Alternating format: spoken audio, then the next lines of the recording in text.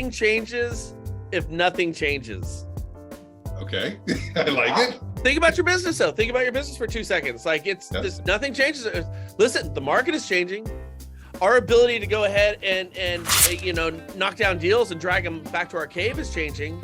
But are we changing in order to adequately suit what market conditions are doing? We keep going about our business and expecting something else to change. It ain't going to change. Nothing changes unless we change.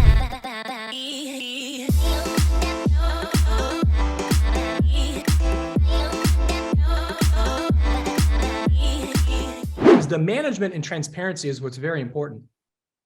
So once you submit a referral, you're going to have your own Home Advantage account, and it's going to tell you where everything sits. So if you have 10 referrals that you've sent into the network, it's going to give you all 10 referrals. It's going to tell you every milestone that client is sitting in, whether they're touring homes, whether they're in escrow. And you now can manage through the Home Advantage application as far as what your pipeline looks like for the referrals that you've sent. And so it's pretty sophisticated, and it's all click of a button, guys. All right, we are live in Facebook Nation, LabCoatAgents group. I am Shawn Curley with the beautiful Brian Stevens with the beautiful, just gorgeous. Look, your eyebrows are down here, buddy. Anyways, Brian Stevens, National Real Estate Post. We do this once a month called the State of the Month. What in the hell's going on in real estate land, mortgage land, all that good stuff. And to hear the beautiful wit from Brian, you don't have to wait once a month just to hear from us. You can hear from Brian each and every day by going to your app store, wherever the hell you get the little cute widgets for your cell phone, and type in NREP so you can get his daily video blog with him and his team going over some of the fun stuff that's going on. So, Brian, let's jump into it. Interest rates. Hey, by the way, do you want to hear mine? So I love your shirt. Nobody cares, work harder, which is totally true. I'm trying to put together with my presentations. I'm doing I do a new presentation every 2 weeks. Okay. So every 2 weeks, free of charge. Anybody who wants to come to it, they can check it out. I'm re-examining everything from the ground up. And I heard a saying the other day and it stuck with me. So here's mine. Okay. Nothing changes if nothing changes. Okay. I like it. Think about your business though. Think about your business for 2 seconds. Like nothing changes. Listen, the market is changing. Our ability to go ahead and knock down deals and drag them back to our cave is changing. But are we changing in order to adequately suit what market conditions are doing? We keep going about our business and expecting something else to change. It ain't going to change. Nothing changes unless we change. No, Brian, I want to sit here and bitch about the market and tell everybody how bad it is, but I expect to bring and close some deals. But anyway, right. We'll get to that in a minute. All right. First talking point. What in the hell is going on with interest rates? The optimist in me last year, whenever we were talking about the R word, recession coming, all this other stuff, I was selfishly optimistic that maybe January, February, going into March, we'd start seeing a reprieve. Inflation is supposed to start coming down, but the big talking point was May 10th, and from May 10th CPI report to June to July, that it was supposed to start tumbling down the mountain here, and rates were supposed to start curtailing from 7.5, whatever, into the 6s, getting into the 5s. And, if we touched a 4, call everybody and your brother and kiss everybody. But we're not seeing that right now. No. Why? I'll tell you this. Every rate prognosticator said that rates would be coming down by now. Every one of them. Everybody who is a know-it-all on interest rates said rates are going to be coming down. It could be the National Association of Realtors. It could be the Mortgage Bankers Association. It could be, independent folks out there. It could be Mark Zandi from Moody's. It could be all of these groups. They all said rates were coming down, and all the indications were this is a direction that we were going to be going. And the Fed a couple of years ago kind of suggested that we were going to, we were going to hit the skids a little bit. A recession would come. Then they would take action, start to increase their balance sheet. Rates would come down again, and everybody would be happy. Now we're hearing from the Fed that when they're looking at their the Fed fund rate, they're looking at raising it 1 or 2 more times before the end of the year, which is going to affect everything but mortgage rates. But in the same breath, what they're doing is they're still trying to reduce their balance sheet, which means rates are going up. Nobody foresaw this coming. I do find it funny that people say, I saw it coming. Yeah, maybe over the past 2 weeks, but 2 years ago, we were talking about this and nobody saw it coming. Yeah, rates are higher now than I expected, than everybody expected. I feel really comfortable and confident in saying this, Shawn. Rates are either going to go up or down. Feel very confident in saying that. Clear as mud, buddy. Clear as mud. So we can see and I'll tell you right now, it doesn't appear from what we're hearing that the reprieve that we were looking for 18, 24 months ago is anywhere on the horizon. It just does not look that way right now. I think the bigger question that lenders and real estate agents need to be asking themselves is, does it really matter to me? Okay. And if you'll give me a little latitude here, I'd like to share something with you. Okay. Okay. So outside of buying a house, just food for thought, guys. All we're doing is just taking the same ingredients and we're going to make a taco instead of a burrito. When we think about our biggest expenditure as an individual or a family, it's generally a house. Agreed, of course. Yes. What's the second highest expenditure for a lot of people? It's going to be probably a car. So then if we assume that to be accurate, could we then look to cars as a good indicator, as a canary in the housing coal mine of what's to come for us? So here's what we know. Since 2020, July 2020, used vehicles are up 40%. New vehicles are up 20%. That's a massive, massive increase. Does it sound familiar? Maybe it should, because that's what's happened with the housing market. When we look at the average amounts financed, think of housing. Well, here's what happened with cars. With their prime, near prime, subprime, and deep prime loans, guess what happened? Well, we went from 15% up to 35%, 35% higher in terms of what we're financing on cars, massively higher. The average loan term on cars has also increased amongst the deep subprime to prime loans, and that's gone from 60 to 70 months on average. Think about the mortgage space. We're looking at 40-year loans now as well, okay? The average monthly payment, do the math on this one, people. That's right, up, and in a big way. Since 2017, 6 years ago, July of 2017 till today, particularly since 2021 to now, we've seen a steep increase in the amount of payments that people are making. This, of course, is because of our higher prices that we're paying, in spite of the fact that we have longer terms, because of what the Fed's policy are reducing their balance sheet. We're seeing payments now higher than we've ever seen them before. Now, this is where you guys should perk your ears up. When we look at foreclosures and when we look at repossessions and delinquencies on autos, yeah, this one's not too hard to see, is it? They have gone through the freaking roof. Repo wars on A&E and Discovery Channel, yeah, they're going to be re-up in that season because they've got a lot of they got a lot of cars to repossess right about now. So that all makes sense, and it all tracks exactly what's going on in the housing market. All right, Brian, well, duh, that kind of makes you think about it for 2 seconds. We can figure it out. But here's what people aren't seeing. In spite of the fact, longer terms, higher rates, higher car prices, higher principals, higher payments, higher everything, higher delinquencies, okay? In spite of all this, what it has not done is curbed the appetite for people to either go out and buy cars and finance cars. Same thing in housing, isn't it? So if we want to see what's tracking in the housing market right now, rates can go up, prices can go up, as they are in virtually every single market across the country. Yet once again, the only thing that has not happened here is we haven't seen the foreclosures in our industry as the automobile industry is seeing with the repossessions in their industry. Oh, and not to mention that this is disproportionately affecting underserved communities and those on the low to moderate income levels and every socioeconomic rung across the country. And so now the CFPB is going in there into the automobile industry, and they're identifying this as a problem. And so they're going to create a solution for it. What's that solution going to be? Let people keep driving their cars without making their payments, exactly what they've done with the housing industry. So one of two things has to happen, doesn't it, Shawn? We either, in the housing industry, we have to quit subsidizing properties where people aren't making their payments there. And that could happen because we're seeing it in the auto industry, or the auto industry is going to follow and track what the housing industry has done. And that's find a way to keep people into properties and into automobiles without making their payments. Isn't that a really peculiar place to be in life? Think for 2 seconds. The car I drive, I don't need to pay for it. The house I live in, I don't need to pay for it.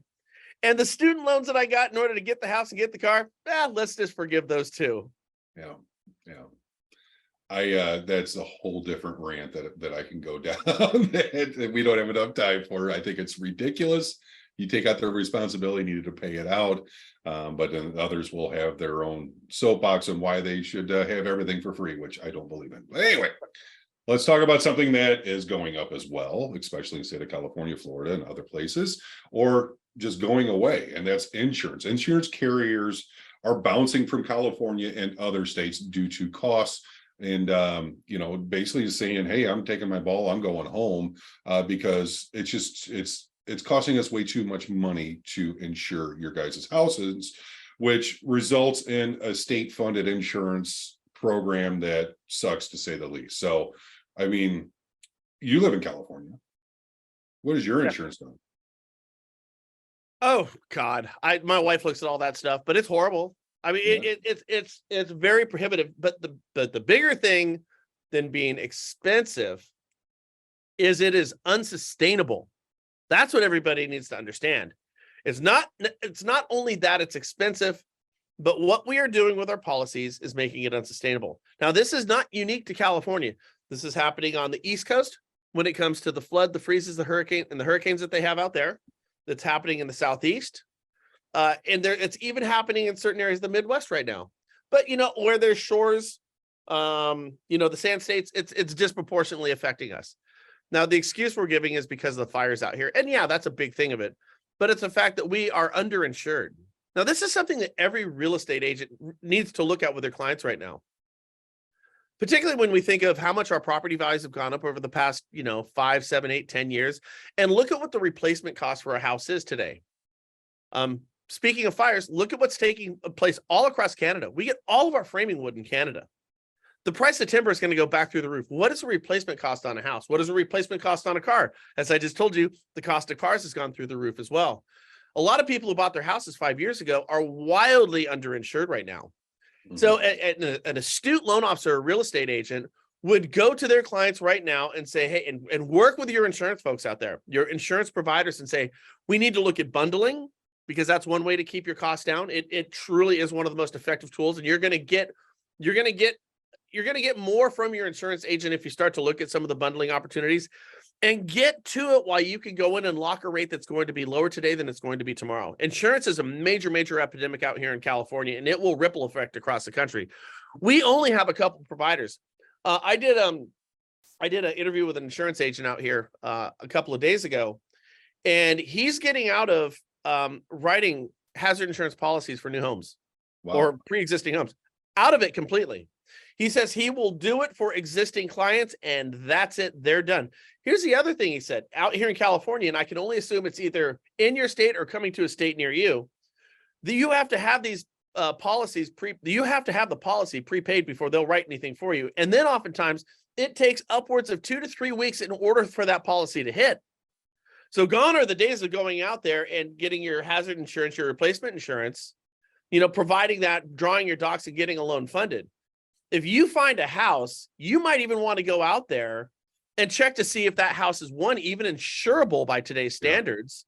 Yeah. And then you got to check with your insurance provider, whoever's going to write that policy, to see what is going to be required of them in order to make that happen. And a lot of lenders, particularly older lenders like myself, we just kind of have this cavalier attitude where we could still just go out there and say, hey, just come on, I'm throwing you a bone. Here's a new client for you that's going to pay that insurance carrier or that broker, that insurance broker, a whopping $1 a year. They don't give a shit about that at all. But those days are gone. What they're doing right now is they're actually taking drones and they're looking at satellite footage to check out the roof on these properties, to check in the backyard to see if there's any sheds back there, if there's any unpermitted stuff. So they are scrutinizing houses, and oftentimes they're going back down to see the history of the house. I mean, we've always known that there were lemon laws on houses too. You have a house that has too many claims, they won't insure against it. They're tightening the nuts and bolts on those. So insurance is going to be, the scrutiny on underwriting an insurance policy on a house is going to be significantly more difficult going forward. Again, there's opportunity in this. As a real estate agent, if you are truly a professional real estate agent and a professional lender, you have an obligation. And don't do it because you think you might pick up a deal, which you will. you have an obligation to your profession and to your clients to truly be the person who you say you are, that full-time professional loan officer and real estate agent. And you need to call and have meaningful conversations with your clients about the nature of what their insurance policies currently look like. And if there's anything that you can do to save them money, get them better, to get them better coverage. And in the meantime, see if there's anything that you can do to help them or their friends out with their financing or housing situations. It's an obligation. It's a moral obligation that you absolutely have. If you're not doing it, you're not being a professional. Well, and back in the origination days, whenever I would meet with somebody that was under contract, I would give them basically 5 days to have their insurance figured out on a 30-day contract. Yep. And I think that has to go down to 1 to 2 days now, because they need to know, one, what, can it be covered? And then what is the yearly premium on it? Because that yearly premium divided by 12 is going in, into the monthly housing obligation. And, sometimes that can kill a deal. If you're expecting, insurance to be $2,000 and it comes back $4,000, you might have a deal killer there. So people understanding that component is very, very important, and also very, very necessary, just in case if you do have something catastrophic that goes on, for sure. Yeah. So. And then, by the way, what we were talking about too is the federal and the state backstop policies for your flood insurance, hurricane insurance, and fire insurance out here in California. They're wildly mismanaged, and they're all broke or going broke, and something's going to have to be done with that. And that's the problem therein lies, that all of our insurance carriers are leaving these what they deem to be high risk states. And it's, here's the other thing, Shawn, not to get in the weeds on this, but even out here for car insurance, your car insurance is, most carriers are leaving for that. They don't want to write insurance in California right now. It's insurance. These insurance carriers are looking at 2023 and 24 as hibernation season. Mm-hmm. It's the time to hunker down, take our book of business that we have, hold on to this thing until the situation changes. It's pretty scary. So with high rates, insurance companies running for the hills, no inventory, times are pretty damn tough. They've been tough for, basically a year and a half. So it's up that 60,000 agents per NAR have left the industry in the past 6 months. Now, we got to look at that at two sides. We had the most agents in the industry in 2021 because it was so damn easy to make a buck. Yep. But they have 60,000 say, I'm done, which is, kind of great. Should we be excited for the beautiful storm, as we've been calling it? Because if you look at NBA, National Bankers Association, they're forecasting a bullish 2024. So for the people that are getting punched in the face every day, they make it to to the title rounds, and here we go. Is that a good thing for people? Oh God, yes. Yes. Oh God, yeah. Yes. Trying to put it on a tee for you here, Brian. Yeah. Yes. There's no two ways about it. Yes. Yes. Yes. Yes. Yeah. What's hurting you is killing your competition. Yes. Yes. If you're listening to what we're talking about right now, and all you see is the doom and gloom, your future failures, and you don't see the opportunity in it, then you probably don't need to be in this business any longer. Yes. Go. Because it's by chance you're going to accidentally bump into somebody who's going to list a house with you or do a loan with you, and you're going to take that loan or that listing away from a full-time professional loan officer or real estate agent. Yes, I'll tell you, 60,000. I'd like to put another zero behind that. I think it would be great if we could lose 600,000 real estate agents in the next year. I think it's the best thing that could ever happen to real estate. And do you want to know something kind of scary? If we lost 600,000 real estate agents, we would still have too many. That's scary. There's 3 million licensed real estate agents. We don't need 1.4 million of them. Yeah. So or excuse me, 2.4 million of them. We would need to lose more than that. So yeah, this is for the health of the forest. We're having a little bit of a fire right now, and this should be something that the full-time professional embraces. Well, with two guys that are wearing glasses, have a couple grays in the beard, they've been doing this for 20 plus years. I didn't, going through 08, 010 or 2010, I didn't believe that was like the best strategy, to go and have humble pie for so long. But when everyone had to get licensed in the mortgage industry, and then you lost a lot of folks, it was amazing when things turned, how much market share that we picked up, because not only did we survive, but we actually grew our footprint with the people that were hearing our message, and the phone just would not stop ringing, which was great for me because I don't know what else to do. I love this business, and I can't see myself doing anything. It's one of those where it just sucks you in, and like, holy shit, 2 decades have already went by. Wow. Yeah, it's funny, it's because everybody, I remember what you're talking about, Shawn. It was a big pity party. It was a national pity party. We got our NMLS licensing, and everyone was just, oh, this is a bunch of crap. This is a bunch of bull. Frank was the first one who said it to me. He goes, is more licensing. You got to take more tests and, stricter licensing requirements. He goes, for the industry, he goes, is that really a bad thing? No. And it turned out it was a great thing. The real estate industry could use a little bit of that too. Yeah. Well, lastly, let's wrap up here. You kind of hinted on it a little bit ago, earlier in our conversation. Where are the foreclosures? The FHFA just completed 60,000 mortgage modifications in Q1 of this year. That's 60,000 people that were not paying their bills or not paying their mortgage for whatever reason, but were basically able to keep or modify their mortgage to stay in the house. What are your thoughts on that? Because on one of your shows, and again, guys, I just pick up all of our talking points off of what Brian tells me, throughout the month, and then I just regurgitate it here. But you had an amazing graph of the amount of modifications during this time compared to even like 2008 through 2010. Yeah, it really dwarfs what we had done before. So when we think of 2008 and all the foreclosures that we had, and boy, it was something, wasn't it? But for those of you who were there, it was a trip. Looking down the streets of these newer home subdivisions, and every house is for sale, and you're like, oh my God, this is crazy. And then you see the modifications. It seemed like we did a ton of modifications. There's other variables at play outside of outside of the modifications that make the dynamics between this market and the last market different. But to take this and put it in a vacuum and just look at the modifications now versus then, I don't think there's anybody who would have a knee-jerk reaction that says we have more modifications now than we did back then. I don't think anybody would say that. And you look at it, it dwarfs it. And that should make everyone kind of speculate what would happen if we didn't have all these modifications. Inventory would not be the problem. Too much inventory, way too much inventory would then be the problem. Now, I look at things from a very biased perspective. When I talk about the industry, I look at it from the biased perspective of a full-time professional real estate agent and mortgage loan officer. And from that vantage point, we make money when people move and migrate. That's it. If people nest, we don't make money. We need people to move and migrate in order for us to do loans and to list homes. That's what we need. So if we were to allow that migration of people who aren't making their payments into rentals, and all the people who want to buy houses migrate into those, we get our hands in every single one of those transactions, and it benefits our industry, and by extension, it benefits our country. It benefits our communities because we increase our tax base with people who are making payments.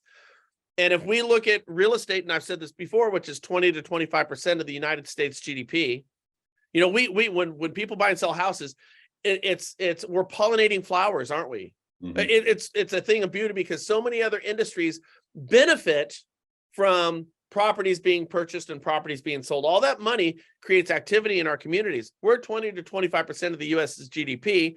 And then the United States is upwards of 40% of the world's GDP. We start doing the numbers over here. You could make an argument the United States housing market is the largest industry in the world. So yeah, we need commerce, and we are stunting a lot of this commerce right now with policies, maybe well-intended policies. Nevertheless, we are stunting commerce. And I don't think it's terribly surprising that we're doing a lot of this right before an election cycle, because your average person isn't looking at the unintended consequences of keeping people into homes that aren't making their payments. The average person out there, and what our politicians know, are saying, oh, they're kicking people out of their homes. I don't want to vote for this bad person who's kicking somebody out of their house. I don't look at it that way. I say I'm putting somebody into that house that is going to benefit the community more. Yeah, I mean, one of your talking points in the past is that if you have somebody that's not making their monthly payment, and a lot of folks escrow their taxes and their insurance and their monthly payment. Your real estate taxes come due. If they're not making payments for the past year or 2 years, whatever, those tax bills are not getting paid. So therefore, then it hurts your county with everything else. So, I'm not saying, hey, let's go kick the Johnsons out of their house, but if they can't pay for it, then we need to get somebody in there that can, because of all the benefits that you just said. Now, the money that goes in our pocket in form of earned commission, that's a byproduct of doing the job. But ultimately, you're looking for folks that get in the house, that pay their bills, cut their grass, pay their taxes, are a part of the community and whatever. But I don't know. I'm so numb, but aggravated at all of the free. Nothing is free. Somebody's paying for it.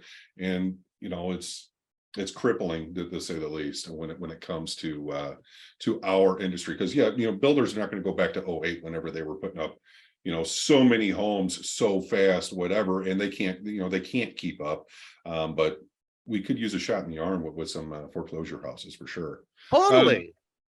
Now, Jeanette Skinner was asking, we said that 60,000 agents left the market. Do you know how many put their license in a temporary status, not active? I don't have that information. But Brian, do you by chance know or can come up with how many people put their license in inactive? I don't know the answer to that, Shawn. And I would imagine it probably has a lot to do with those who are not paying their necessary dues in order to have access to their NMLS and things of that, or excuse me, their MLS and things of that nature. Yeah. But I don't have that number in front of me. It'll be interesting. And by the way, Jeanette, thanks for the question on that. I'll look into it and I'll make sure I post it in the LabCoatAgents page.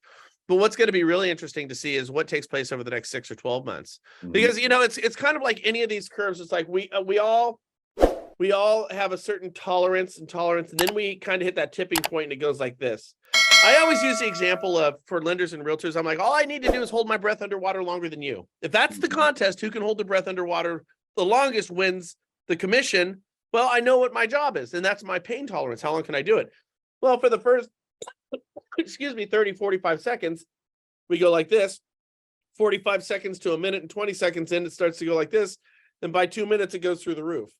I think we're kind of hitting that point in real estate and lending right now where we're going to start to see people who have been holding on really start to let go. And I think that 60,000, frankly, is a drop in the bucket next to what we're going to see going forward. And we'll certainly find out exactly if that's a temporary status or not active.